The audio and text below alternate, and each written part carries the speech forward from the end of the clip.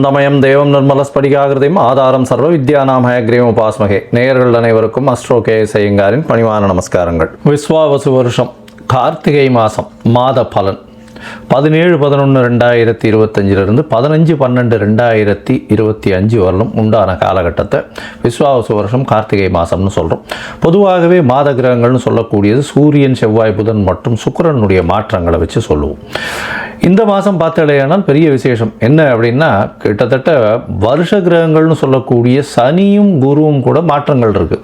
என்ன மாற்றம் இருக்குது அப்படின்னா, சனி பகவான் வக்ர நிவர்த்தியாளர். 17-11-2025 வாக்கிய பஞ்சாங்கம் பிரகாரம் சனி வக்ர நிவர்த்தியாளர். அதனால் அதற்குண்டான தனியாக பலன்கள் போட்டிருக்கேன் பாருங்கள். குரு பகவான் 18ஆம் தேதி, அதாவது கார்த்திகை 2ஆம் தேதி அன்னைக்கே அவர் வக்ரகதிக்கு போகிறார். என்ன, புனர்பூசம் 4ஆம் பாதத்தில் அவர் வக்ரமாறார். கடக ராசியிலேயே உச்சம் பெற்ற குரு பகவான் வக்ரமடைகிறார். இவ்வளோ நாள் அதிச்சாரத்தில் இருந்து இப்போ வக்ரத்துக்கு போகிறார். 18ஆம் தேதியிலிருந்து 18-11-2025 சரி, இந்த மாதம் கிரகங்கள் என்னென்ன இடத்துல இருக்குது அப்படின்னு பார்க்கும்பொழுது, குரு ராசிக்கு 4ஆம் இடத்துல, அதாவது காலபுருஷ தத்துவத்தின் 4வது ராசியான கர்க்கடகத்தில் இருக்கார். கேது சிம்மத்திலையும், அதற்கு பிறகு துலாத்தில் பார்த்தாலேயானால் புதன், சுக்கிரன், செவ்வாய், இந்த கிரகங்கள் புதனும் சுக்கிரனும் இந்த 2 கிரகங்களும் இருக்குது. சூரியனும் செவ்வாயும் விருச்சிகத்தில் இருக்குது. ராகுவும் சனியும், வக்ர நிவர்த்தியான சனியும் கும்பத்தில் இருக்குது. இது கிரகச்சாரத்தினுடைய நிலைமை. இந்த மாதத்தில் வரக்கூடிய மாற்றங்கள் என்ன அப்படின்னா, சுக்கிரன் ஒரு 10 நாளில், அதாவது கிட்டத்தட்ட 27-11-2025 அன்னைக்கு சுக்கிரன் துலாத்திலிருந்து விருச்சிகத்துக்கு போகிறார். அதுக்கப்புறம் பார்த்தாலேயானால், அதாவது 6-12-2025 அன்னைக்கு செவ்வாய் விருச்சிகத்திலிருந்து தனுசுக்கும், புதன் துலாத்திலிருந்து விருச்சிகத்துக்கும் வரா. இதுதான் இந்த மாதத்தினுடைய மாற்றங்கள். சரி, இந்த மாதத்தில் பார்த்தாலேயானால் என்னென்ன விஷயங்கள் வருது அப்படின்னு பார்க்கும்போது, அதாவது விசேஷங்கள் வருது அப்படின்னு பார்க்கும்பொழுது, முடவன் முழுக்கு அப்படின்னு சொல்லுவா. ஏன்னா ஐப்பசி மாதம்ன்றது துலா மாதம் ஸ்நானம் பண்ணுறதுக்கு ஒரு முடவன் காவேரி கரையை நோக்கி வரும்பொழுது ஐப்பசி மாதம் முடிஞ்சிருத்தும். அதனால் அடுத்த நாள் கார்த்திகை 1ஆம் தேதி அன்னைக்கு அவன் காவேரியில் குளிக்கிறதாகவும் அவனுக்கு பெருமாள் இது பண்ணார் அப்படின்றது முடவன் முழுக்கு அப்படின்றது கார்த்திகை 1ஆம் தேதி அன்னைக்கு ரொம்ப விசேஷமான காலம். அன்னைக்கு காவேரியில் குளித்தாலும் துலா ஸ்நானத்துக்கு உண்டான எல்லா விதமான விஷயங்களும், எல்லா விதமான பலன்களும் கிடைக்கும். சரி, அதற்கு பிறகு பார்த்தாலேயானால் கார்த்திகை அமாவாசை, அது என்னைக்கு அப்படின்னு பார்த்தோம்னா 20-11-2025 கார்த்திகை அமாவாசை. 24-11-2025 அன்னைக்கு வாஸ்து கண் விழிக்கும் நாள், மிகவும் ஏற்றமான காலம். புதுசாக வீடு மன பூஜை போடுறது, அடிக்கால் இது பண்ணுறது, அதாவது 24-11-2025 அன்னைக்கு காலை 10:14 11:44 வரலும் 1.5 மணி நேரம். இந்த காலகட்டத்தில் அதாவது வாஸ்து புருஷன் கண் விழிக்கிறார், காலை கடன்களை முடிக்கிறார், ஸ்நானம் செய்கிறார், பூஜை புனஸ்காரங்கள் செய்கிறார். அதற்கு பிறகு அவர் போஜனம் செய்கிறார், தாம்பூலம் தருகிறார். இந்த மாதிரியான 5 வகையாக இந்த 1.5 மணி நேரம் 90 நிமிஷத்தை பிரித்து 18 நிமிஷமாக பிரிக்கிறோம். அதில் போஜனம் செய்யும் நேரமும் தாம்பூலம் தரிக்கும் நேரம் ரொம்பவும் ஏற்றமான நேரம். கடைசி 36 நிமிஷம், அதாவது 11:44ன்னா 11:08 11:34 வரலும் உண்டான காலகட்டத்தில் அடிக்கோல் நடுறது, அது தவிர வீட்டு வாச கால் வைக்கிறது, இந்த மாதிரியான விஷயங்கள் பண்ணுறதும், பெரிய பெரிய ப்ராஜெக்ட்ஸ் ஆரம்பிக்கிறதும் கண்டிப்பாக நிச்சயமான வெற்றியையும் ஏற்றத்தையும், தடங்கள் இல்லாமல், தங்கு தடை இல்லாமல், பைசாக்கு பிரச்சனை இல்லாமல் எல்லா விதமான ஏற்றத்துடனும் கண்டிப்பாக நடந்தேறும். ஏன்னா இந்த காலகட்டத்தில் தோஷம் எதுவும் பார்க்க தேவையில்லை. அதாவது ராகு காலம், யமகண்டம், அப்புறம் சூலம் இருக்குது, அதுக்கப்புறம் நட்சத்திரம் இது ஆற்றுல இருக்க கிரகதாரிணிக்கு சந்திராஷ்டமம், இந்த மாதிரியான விஷயங்கள் எதுவுமே பார்க்க வேண்டாம். ஏன்னா வாஸ்து புருஷன் கண்முழிக்கும் நாள் அன்னைக்கு இதெல்லாம் எதுவுமே கிடையாது. சரி, அதற்கு பிறகு பார்த்தாலேயானால், அதாவது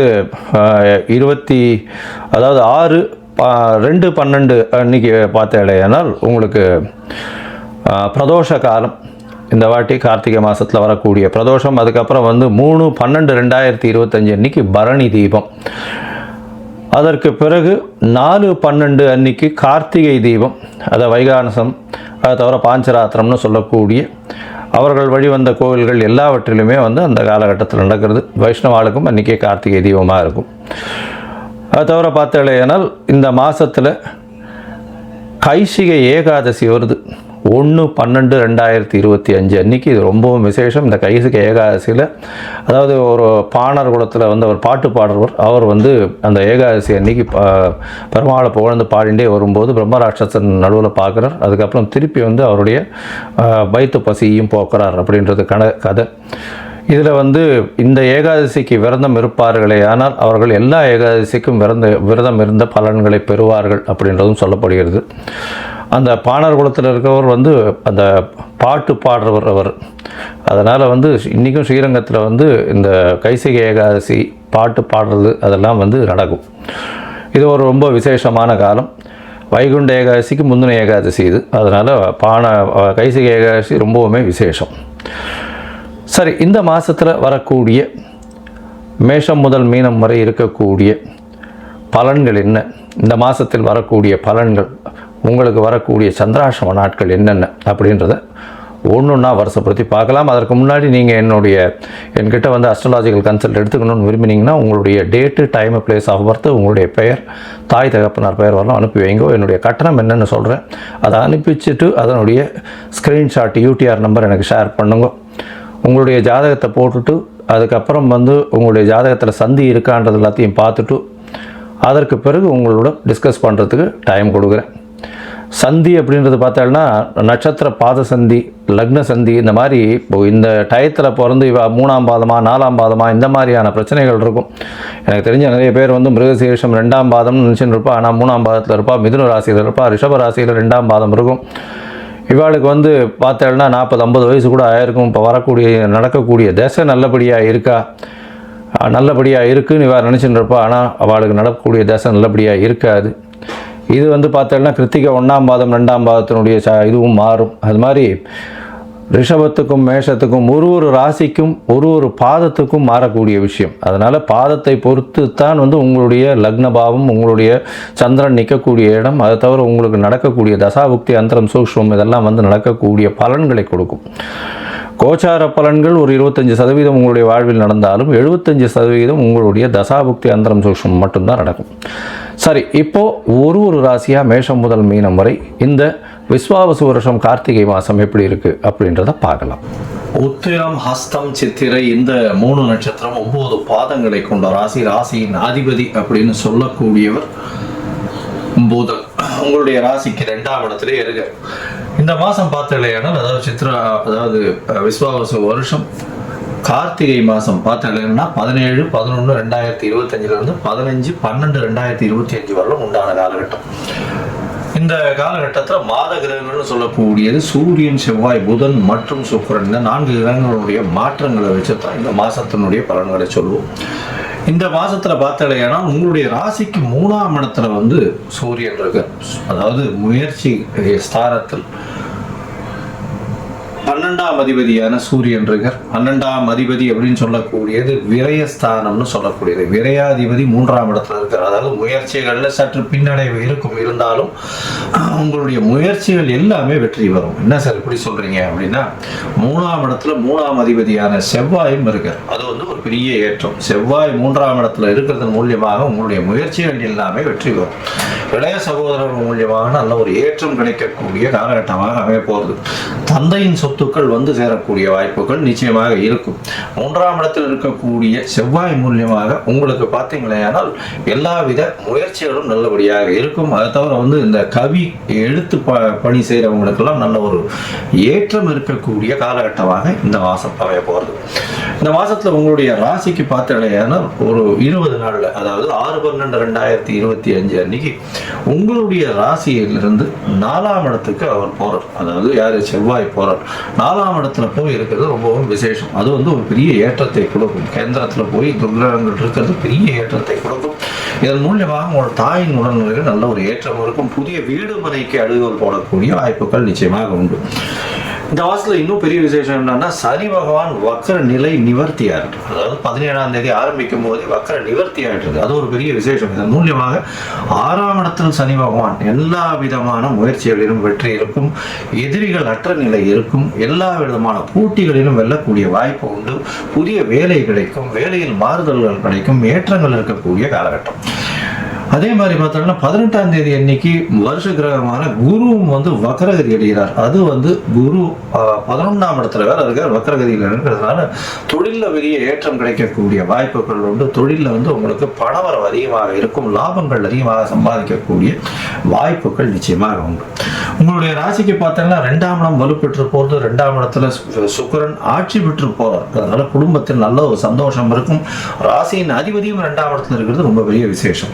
இந்த மாசத்துல ஒரு 27ஆம் தேதி அன்னைக்கு சுக்கிரன் உங்களுடைய ராசியை விட்டு உங்களுடைய 2வது ராசியை விட்டு 3வது ராசிக்கு போறார். இதன் மூலியமாக பார்த்தால் நல்ல ஒரு ஏற்றம் கிடைக்கக்கூடிய காலகட்டமாக அமைய போறது. எழுத்து பணியில இருக்கிறவங்க, கலைத்துறையில் இருக்கிறவங்க, ஆர்ட் டைரக்டரா இருக்கிறவங்க, இவங்களுக்கெல்லாம் ரொம்ப பெரிய ஏற்றம். அதை தவிர கம்யூனிகேஷன் இன்ஜினியர்ஸ், எலக்ட்ரானிக் இன்ஜினியர்ஸ், அதை தவிர இந்த டிராஃப்ட்ஸ்மேன் சொல்லக்கூடியவங்க, லைப்ரரியன், புத்தகங்கள் காப்பகம் வச்சிருக்கிறவங்க, இவங்களுக்கெல்லாம் பெரிய ஏற்றம் கிடைக்கும். நோட் புக் அந்த மாதிரியான வியாபாரம் செய்யறவங்களுக்கு திடீர் ஏற்றங்கள் கிடைக்கக்கூடிய காலகட்டமாக அமையும்.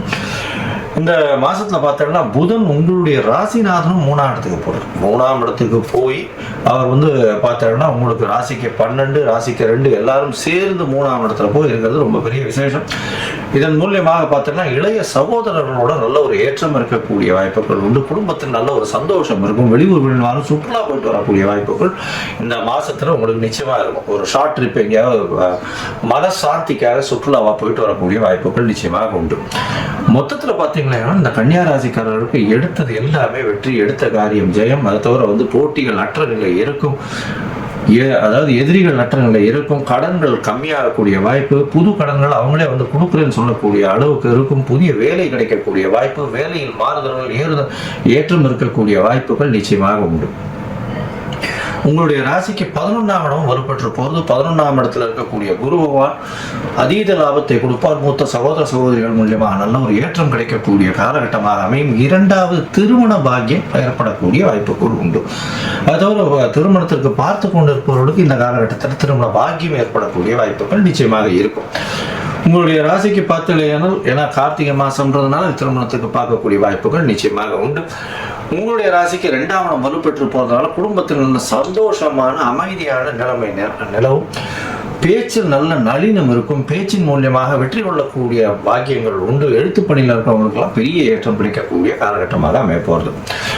இந்த காலகட்டத்தில் சில நாட்கள் சில புதிய முயற்சிகளை தள்ளி வைக்கிறது நல்லது அப்படின்னு சொல்கிறோம். ஏன்னா சந்திராஷ்டம காலம், 8ஆம் இடத்தில் சந்திரன் மறையும் பொழுது இந்த காலகட்டத்தில் சொல்கிறோம்.